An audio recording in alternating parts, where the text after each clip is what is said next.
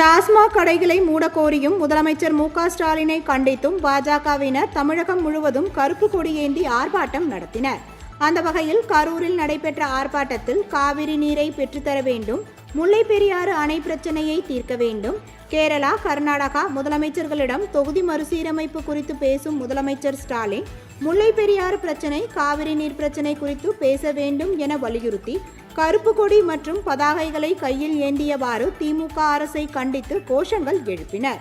தமிழக மக்களை காப்பாற்று, ஆர்ப்பாட்டம் மீது ஆர்ப்பாட்டம், தமிழக முதல்வரை கண்டித்து ஆர்ப்பாட்டம். மயிலாடுதுறையில் பாஜகவினர் நடத்திய கருப்பு கொடி ஆர்ப்பாட்டத்தில் டாஸ்மாக் கடைகளை மூடக்கோரியும் பொய் பிரசாரங்களை கண்டித்தும் முழக்கமிட்டனர். பின் அலுவலகத்தின் உள்ளே ஸ்டாலின் படத்தில் என்னங்க அப்பா இப்படி வடிச்சிருக்கு என்கின்ற படங்களை வைத்திருந்தனர். இதனால் அப்பகுதியில் போலீசார் குவிக்கப்பட்டிருந்தனர்.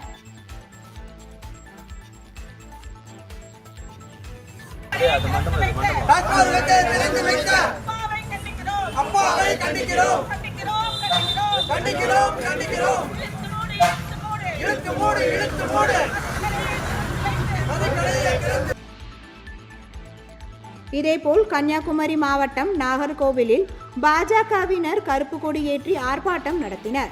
அப்பொழுது திமுக அரசை கண்டித்து கோஷங்கள் எழுப்பினர்.